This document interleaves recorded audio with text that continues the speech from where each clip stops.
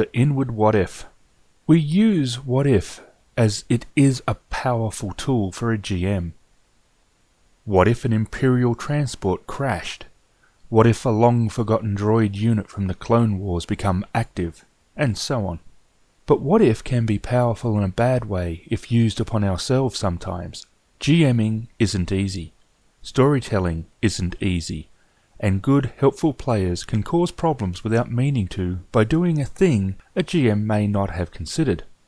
The inward what if asks questions like, what if I'm not good enough? What if my stories suck? What if I can't manage the game? The thing is, it's safer to not do it and therefore feel comfortable, but I honestly feel it is better to have a go GMing.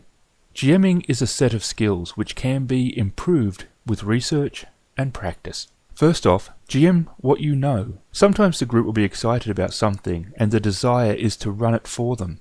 Experienced GMs can do this, but new GMs should stick to your area of expertise. If you love Star Wars, then that's where you should begin. If fantasy is it, then D&D or Pathfinder. This is aimed at making your life easier by lessening the stress in one area. Revise.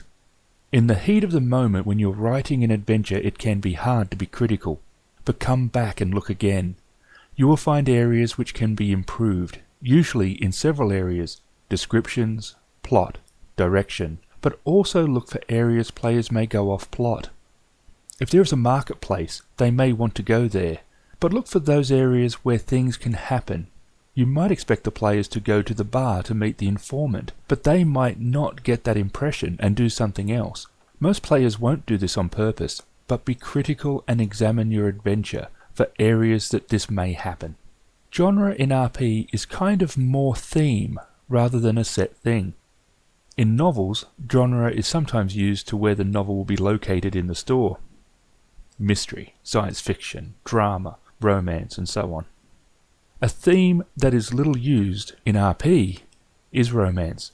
This is for many reasons. It's complicated, but I think it's just a theme that makes people feel awkward. Guys or gals might not be comfortable playing out a romance with each other or friends, etc. If your group is cool with it, then go for it. If not, then you might want to use romance more as an NPC subplot to add to their character or to push the plot. Horror. Now, this is a very broad term and can be used in many different ways. If it is a horror game like Cthulhu, then cool. Otherwise, I feel it's best used sparingly for effect. All RPs can use horror in some way. Fantasy certainly, but games like Doctor Who with its large scope can mix multi-elements. Just watch the style of game you're doing so that the horror is a shocking surprise but not a jarring out-of-place one. Horror can take planning and it's easy to lose effect. In Doctor Who, a monster can be a good element, even though they are expected at times in something like Who. Monsters in fantasy are a lot more common. It even has a monster manual, so horror elements have to be more about how it's used. Even a single goblin can be frightening if done right. The very first adventure path from Paizo, Burnt Offerings, is a good example of the goblin. H.P. Lovecraft said fear and fear of the unknown are the strongest elements of horror.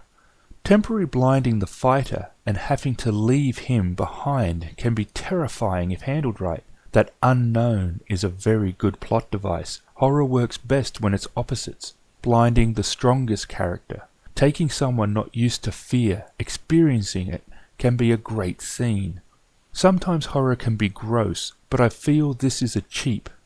Like a simple jump scare, horror can be gruesome. A destroyed village by Daleks with the dead scattered can have horror elements, as does Aunt Beru and Uncle Owen's burnt corpses in A New Hope can be. Another element can be the feeling of unseen oppression. In Star Wars this can be the Empire.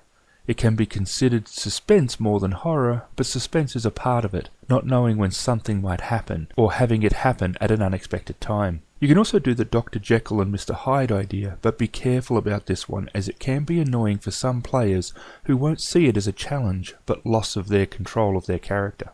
Mystery. This is a good one as it can be used in any setting and can be done as a family story, like Scooby-Doo and those damn meddlesome kids all the way to murders.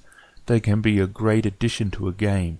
The only thing to consider is that clues may not be easy for the players to find, which can lead to confusion, slow pace, and a lack of fun. So there you have it, some basic ideas for themes in games. Happy gaming. Please tell me that was good.